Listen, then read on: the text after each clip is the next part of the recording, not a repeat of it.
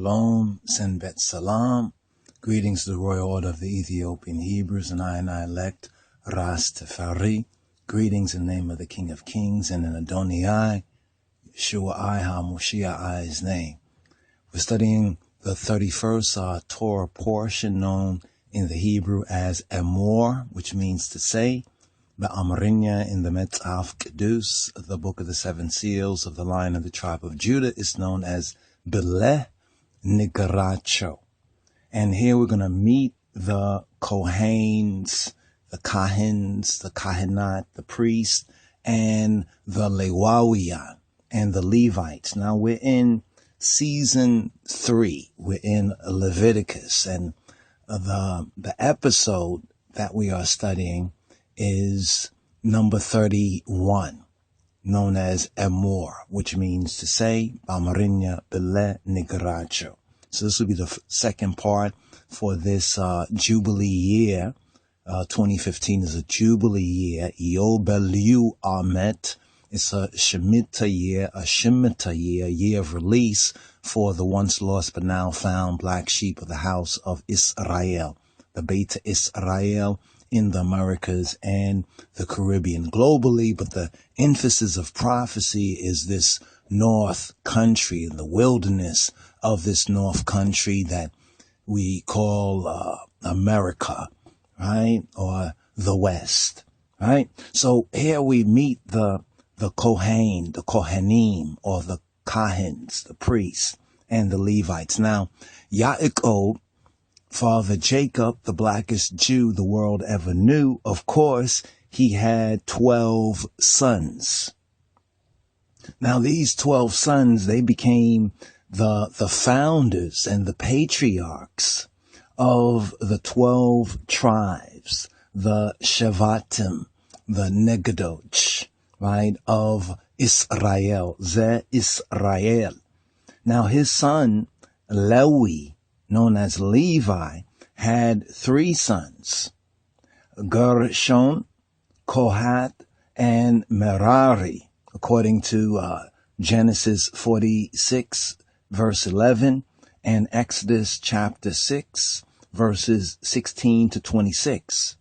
These 3, they became the heads, the Alikoch of the clans, the Mispaka of the Lewawiyan, of the Levites. However, Ha-Elohim Baruchu Hailai, he exclusively chose Lewi, or Levi's great-grandson, Aaron, and his descendants, his seed from among all of the Lewawiyan, among all of the Levites, to be his priests, to be Kahinatu, to be his priests, according to Numbers chapter 17, verses 1 to 10.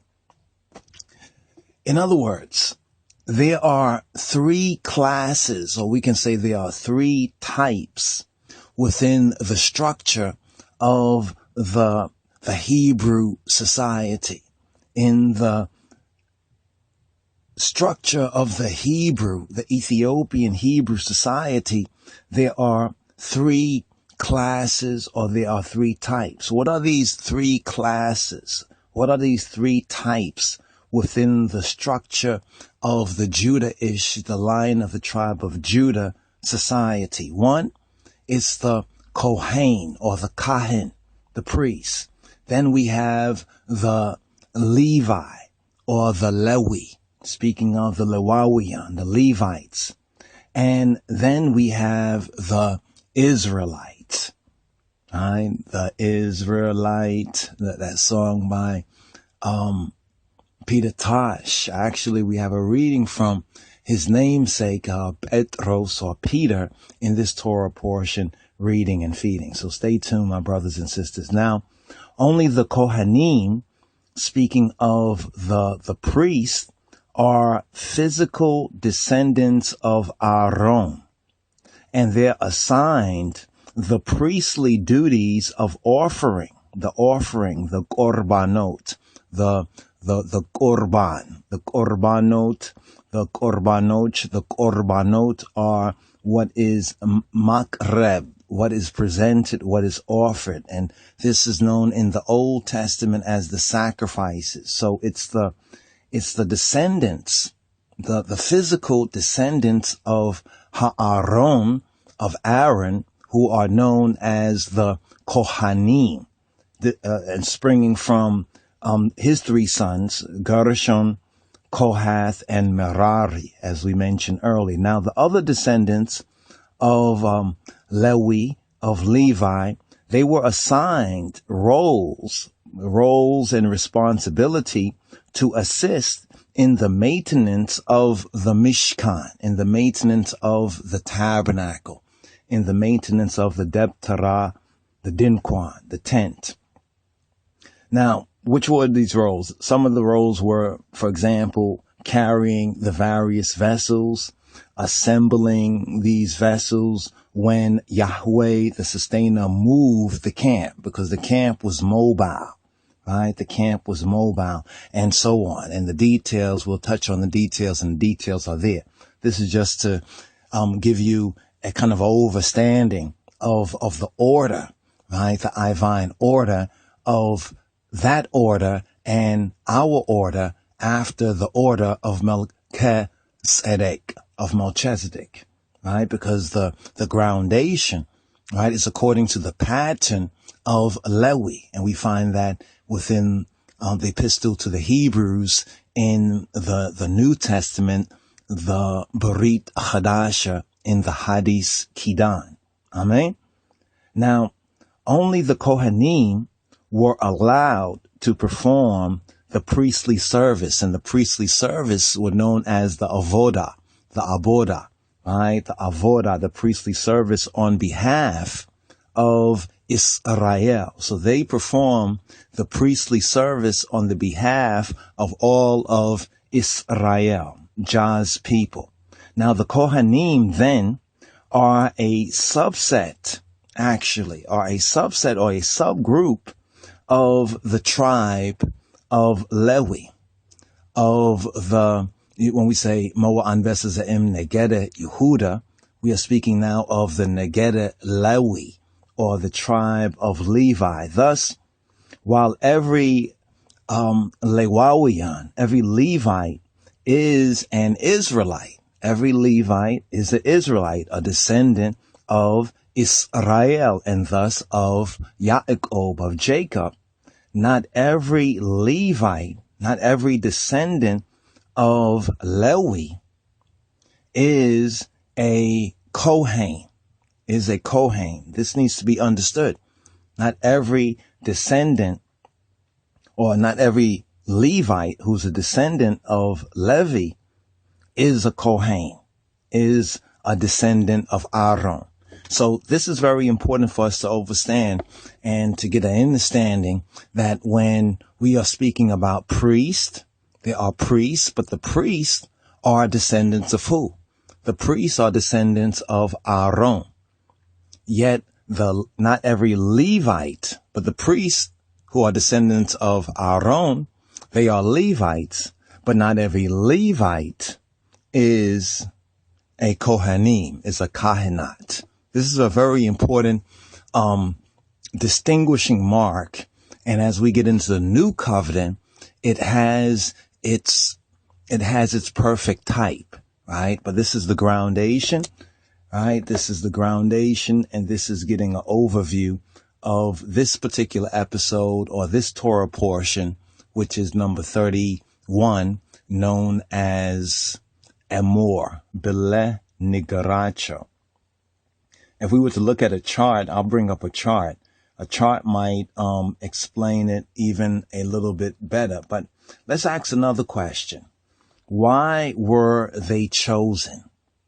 What was the reason, right? What was in the divine mind for choosing them? Because many are called, we hear, right? And few are, chosen, but many are called. We are called to be chosen and faithful.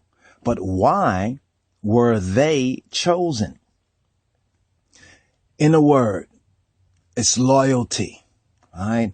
Loyalty to Yod Hey Weh Hey, loyalty to Yahweh, loyalty to Yahweh Elohei Israel, loyalty to the sustainer, the power, the father of Israel. This is the reason that they were chosen. You see, a tribe in the Hebrew, when we say the word tribe, the Hebrew word is Shabbat, or some modern Jews say Shavat, a Shavat, right? A Shavat of Lewi was chosen to serve. A tribe of Levi was chosen to minister in the tabernacle, to minister in the Mishkan, in the Debtarah, in the Dinquan, on account of their loyalty, to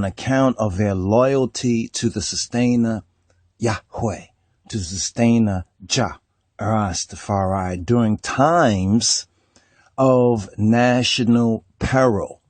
And we see this very clearly, when we begin to recall the previous episodes in the previous season in Exodus concerning the golden calf and the apostasy vis-a-vis the golden calf incident. They refused. What is key is that the tribe of Lewi, they refused, in that time of great darkness and confusion, they maintained the light. You see what I'm saying? When the darkness, the ignorance had fell upon the Israelites, we find that the tribe of Levi, right, or the tribe of Levi, they remained faithful out of all of the tribes of Israel, right? Thus, they were chosen because they refused to contribute gold or to take any part in the sin of the golden calf. And they were so zealous. They had a zeal, right? They were so real with their zeal for Egziab, the sustainer, Yahweh, he who he be, his divine majesty, that they slew 3,000 of the instigators, those who instigated this apostasy, which was known as the chatiyat, the sin of the golden calf, the instigators of that rebellion. It's very interesting because there's another rebellion 40 years ago, and that was the rebellion against the conquering lion of the tribe of Judah, Kedamawi, LOJSociety, Yume, Egziabihar, Negusa Negest, Ze Ethiopia. Some call it a revolution, but it was a rebellion, just like the sin of the golden calf was not a revolution. It was a rebellion. Moreover, according to the ancient sages of previous ages, the Lewawian, the Levites, they continued to practice, right, the rite of circumcision while in Mitzrayim, while in Kemet, while in the land of Kam, the land of Ham, or Egypt, even when the other tribes of Israel had totally abandoned the practice. So we're getting examples of that loyalty, right? That loyalty. So they were chosen, right, to be that royal order. Now, Aaron's descendants, they were rewarded with being Kohanim, Kahinatu, his Kahin, his priest, on account of his faithful service with Moshe, with Moshe, with Moses during the time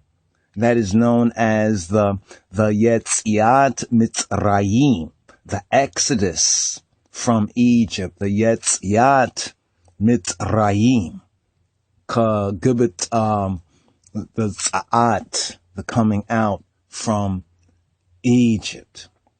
Now, as we've been mentioning from the first part, the overview, right?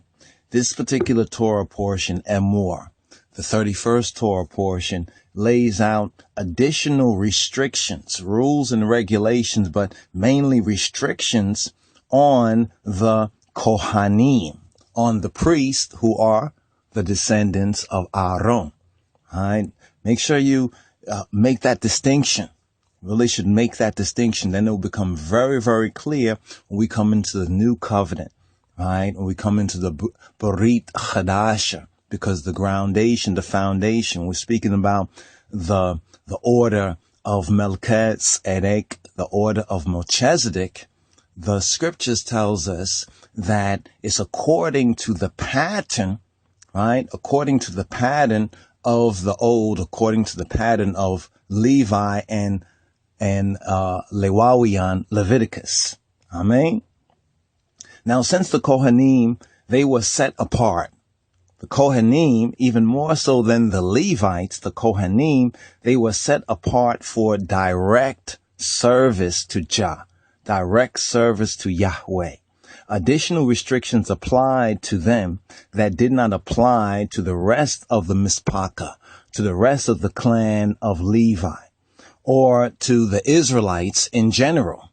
So when we spoke about the three classes, right? The three classes, the Kohen, the Lewi, and the Israelian, or the Israelites. So we have three classes within the society, right, of Judah and the the Jewish community, or the Hebrew, among the Hebrew society.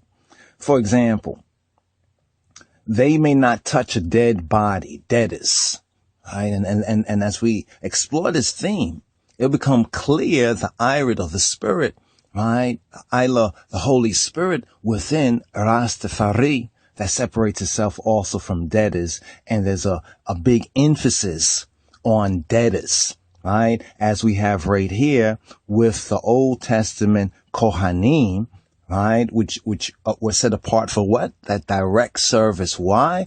Because when all the other Israelites, right, or the majority of them went after the apostasy, them and their leaders, and did not remain faithful, the Kohanim, the descendants of Aaron, they did. And in the same way, the Rastafari have remained faithful to the royal order of the Ethiopian Hebrews, have remained faithful to I, God and King of Kings, Emor, LOJSociety, I, Abba, Father, while many of the Ethiopians at home and abroad have rebelled against the king. So we are seeing, right, a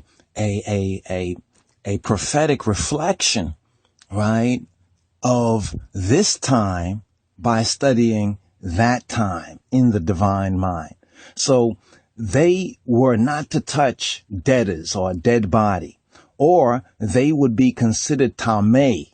Tameh in the Hebrew is unclean. They'll be tameh for the service at the Mishkan. The only exceptions were for a Kohen's 7 closest relatives. This is interesting. The only exception, right, to coming near or touching a dead or debtors were for the 7 closest relations and relatives to the Kohen, namely his wife, his mother, his father, his son, daughter, brother, or unmarried sister. All right, that's the key. Unmarried sister. However, if a Kohen buries any of these, he would be considered tameh, unclean, and unable to serve in the Mishkan until he was ceremonially purified by water mixed with ashes from a red heifer. And we've been speaking about the red heifer, the sign of the red heifer. Some make a connection with Hathor, and we'll touch on that, Yah willing. But we're speaking about the para aduma. So ceremonial purification was done by water mixed with ashes from a para aduma, from a red heifer. Now, a Kohen Gadol, or the Kohen HaGadol, or the high priest, may not even bury his closest relatives, however, unless it is for mitzvah, burying an abandoned Hebrew body, when there is no one else who can do it. So if there's an abandoned Hebrew and there's no relatives, right? That there's an exception, right? That is known as the mate or the mot mate mitzvah, right? If the high priest does this, he is likewise considered tameh. He is likewise considered unclean and must undergo a purification process, a purification process. This is why when we speak about the Metzaf Kedus being the pure language, and when it says, he would turn to I and I for